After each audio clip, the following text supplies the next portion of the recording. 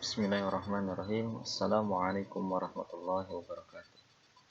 Innal hamdalillah nahmaduhu wa nasta'inuhu wa nastaghfiruh wa na'udzu billahi min shururi anfusina wa min sayyiati a'malina.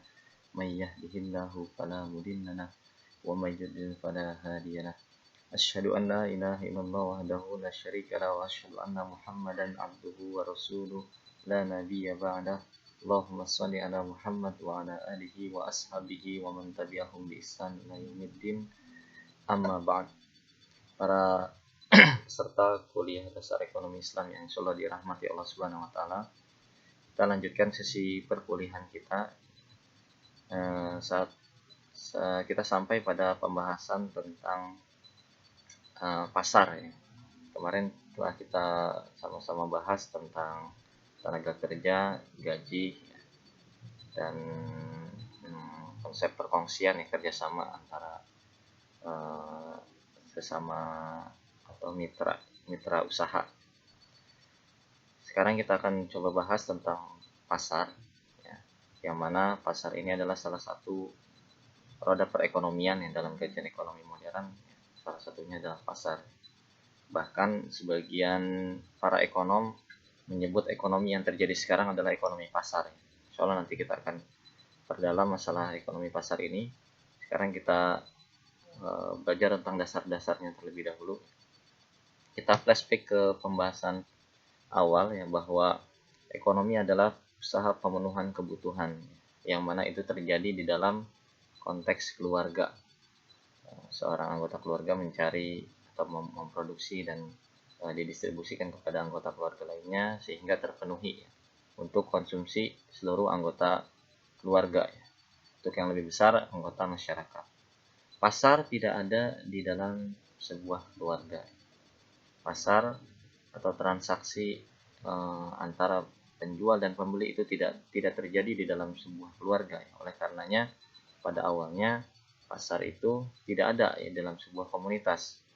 Pasar atau perdagangan itu terjadi ketika sebuah komunitas atau sebuah keluarga, sebuah lingkup masyarakat, satu perkampungan itu tidak mampu memenuhi kebutuhan, ya, tidak ada di tempat tinggalnya. Kemudian dia mencari ke daerah yang lain atau sebuah keluarga besar, konteks keluarga adalah keluarga besar, itu tidak mampu memenuhi kebutuhannya sehingga dia harus pergi keluar. Keluarga-keluarga atau ada beberapa keluarga ini yang saling bertukar. Media pertukarannya kalau yang sebelumnya telah kita bahas itu ada di dalam konsep uang, bertukar dengan cara uang. Tapi sebelum ada uang, pasar telah terlebih dahulu ada. Artinya pertukaran pertama itu antara barang dan barang ya, tanpa ada media tertentu, tetapi dipertemukan dalam sebuah wahana atau sebuah tempat. Tempat inilah yang disebut dengan pasar. Oleh karenanya konsep dasar atau hal yang paling asasi pada sebuah pasar adalah sebuah tempat ya. Jadi pasar itu mesti sebuah tempat. Artinya ada tempatnya, ada lokusnya ya, ada pertemuan, ada bagaimana di suatu tempat atau sebuah lokus tertentu orang yang memiliki barang itu bertemu dengan pemilik barang lainnya ya, pemilik barang. Atau kalau dalam bahasa yang sekarang berarti orang yang pemilik barang yang mendagangkan sesuatu itu bertemu dengan orang yang memiliki kebutuhan. Tapi tidak mungkin bertukar kecuali ada sesuatu yang ditukarkan. Sekarang ditukarkan dengan mata uang atau uang. Ya, kalau dulu mesti bertukar itu dengan cara saling bertukar antara barang dengan barang lainnya. Jadi sekali lagi poin penting dari pasar ini adalah sebetulnya adalah sebuah tempat. Ya. Kalau kita kenal istilah sekarang ada menariknya zaman sekarang ini tempat menjadi tidak begitu penting ya, atau kita kehilangan konsep dasar. Kita muncul yang pertama adalah pasar uang ya, pasar modal yang di situ adalah awal dari revolusi pasar ya. Yang pasar itu sudah tidak berlaku lagi aturan-aturan pasar di situ, karena setiap tempat itu mesti ada aturannya, ada kesepakatan Nah, di situ karena sudah bukan pertukaran antara barang dengan barang, tapi antara media pertukaran dengan media pertukaran, antara uang dengan uang, sehingga ini sudah berubah. Pasar uang itu merubah konsep uang dan merubah konsep pasar. Pasarnya jadi tidak ada tempatnya, dia hanya digital komputer saja. Dan ini berlanjut model pasar yang sekarang yang juga sudah semakin rusak, yaitu pasar online. Tentu saja ini tidak memenuhi standar atau telah jauh meninggalkan konsep dasar dari pasar yang ada. Sebagaimana uang juga telah berubah, semakin rusak, semakin tidak jelas aturan tentang penimbunan, tentang kalau dalam fikih itu ada namanya ihtikar, ya, penimbunan. Kemudian ada lagi yang namanya talaki rukban, ya, menjegat pedagang di luar pasar, ya. Itu kan aturan-aturan yang sebetulnya tidak boleh. Aturan bagaimana memasuki pasar, ya. Pedagang zaman Umar bin Khattab itu bisa diusir dari pasar karena tidak mengerti aturan-aturan yang ada di pasar, aturan jual beli. Sekarang tidak ada lagi orang, atau sudah banyak kejadiannya orang tidak masuk ke dalam pasar, tapi pasar itu yang masuk ke dalam orang tersebut, ya, dengan konsep digital sekarang. Yang menariknya, sebagaimana juga yang terjadi pada revolusi uang, ya, kita sekarang mengenal ada istilahnya Bitcoin pada uang, padahal itu tidak ada koinnya. Dalam pasar ini ada yang kita kenal dengan marketplace, tempat berjual beli yang tidak ada tempatnya, place-nya tidak ada, ya, marketnya dan place-nya itu di dalam ruang digital, Nah, ini adalah revolusi pasar yang sebetulnya merubah banyak aturannya, merubah banyak katakanlah fikih jual beli, ya, tentang ijab kabul, ya, tangan ke tangan, kemudian ya tempat, ya, penjegat dan lain sebagainya, ya. Jadi ini ya konsep pasar yang berubah sekarang ini adalah pasar yang baru, yang mulai terdigitalisasi sebagaimana uang juga. Nah, menariknya ini kita jika dikaitkan dengan kajian akhir zaman, ya, atau dengan riwayat-riwayat yang terkait dengan pasar, ya, yang sesuai dengan realita kekinian, ada hadis riwayat Imam Ahmad, ya, yang mengatakan, ya, bahwa Rasulullah bersabda, hari kiamat belum akan terjadi sampai berbagai fitnah atau malapetaka bermunculan, kebohongan merajalela, dan pasar-pasar saling berdekatan. Pasar-pasar saling berdekatan ini, kalau mungkin 5 tahun yang lalu kita masih lihat, atau 10 tahun yang lalu, supermarket atau pasar itu semakin banyak. Kemudian ada minimarket. Yang minimarket itu lama-kelamaan, ya, bahkan bisa bersebelahan atau berjarak 100 meter sudah ada minimarket. Yang sekarang di dalam setiap rumah itu bisa menjadi pasar, dan ini adalah tanda bahwa kita semakin jauh dari kehidupan yang fitrah, semakin jauh dari konsep-konsep dasar, semakin jauh dari sistem kehidupan yang alamiah, yang masih sesuai dengan fitrah, seperti itu. Karena semakin banyak pasar, semakin berdekatan berarti semakin banyak berarti kehidupan hubungan manusia semakin transaksional, semakin dihitung, dikuantifikasi dengan digit-digit mata uang.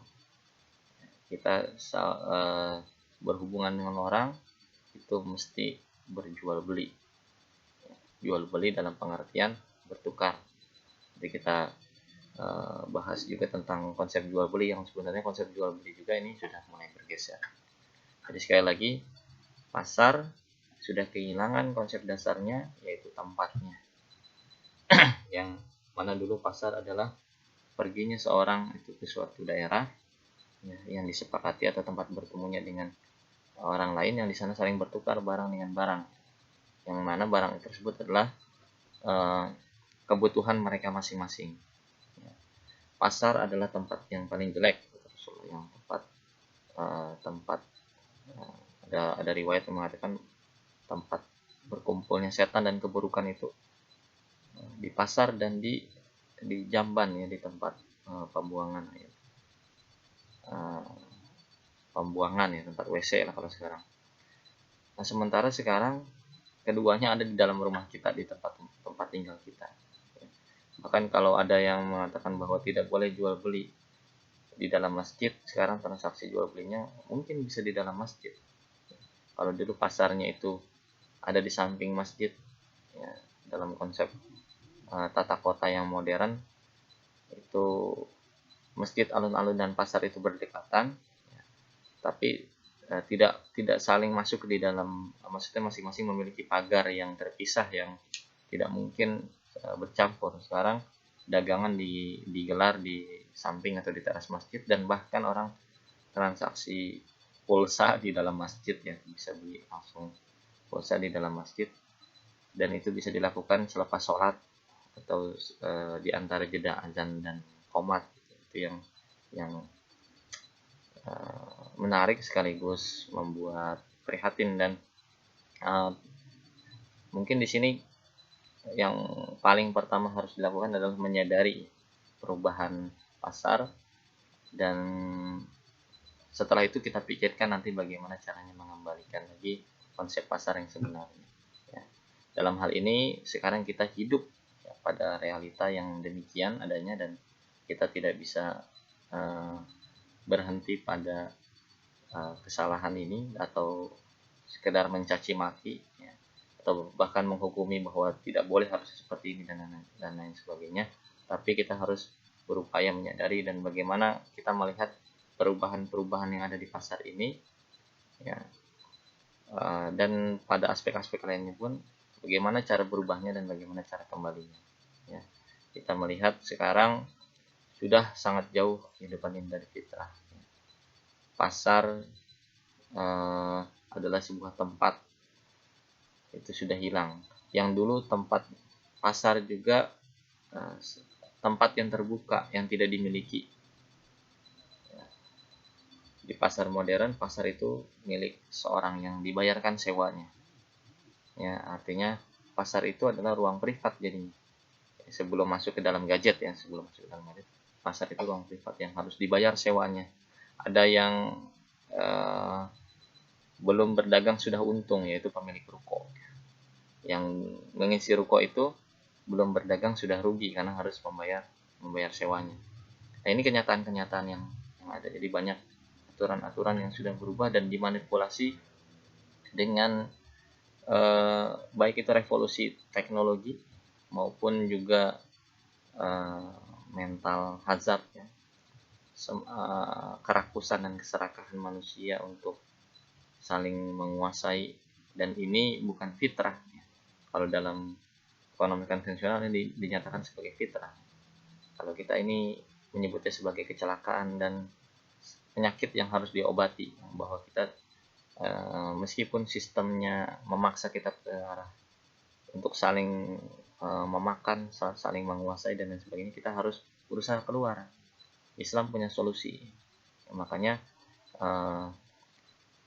di Quran surat Al-Baqarah ayat 181 sampai 85 atau 86 itu banyak dibahas tentang bagaimana ketika membahas jual beli itu harus disandingkan dengan zakat, infak, untuk bahwa ekonomi itu bukan cuma transaksi. Apalagi kalau kita kembalikan ke dalam konsep keluarga, ya, konsep asalnya, ekonomi itu justru adalah gift, ya, pemberian, ya. Dalam hal ini bukan transaksional, ya. Gift ekonomi, kata orang-orang barat, ekonomi untuk saling memberi, saling memenuhi kebutuhan dengan cara memberi, ya, bukan dengan cara menukarkan sesuatu. Apalagi kalau sekarang ditukarkan dengan media pertukaran, menukarkan kepada sesuatu yang bukan kebutuhannya sebetulnya, cuma dianggap karena media ini akan bisa memenuhi kebutuhan nanti. Ini banyak sekali perubahan yang terjadi. Mungkin untuk pengantar ini saya cukupkan sampai di sini. Ya, poinnya adalah bahwa pasar adalah tempat itu adalah ruang publik, ya, akan tetapi sekarang bergeser ya. Dan semakin banyak yang tadinya tempat itu adalah di luar dari lokus tempat tinggal keluarga.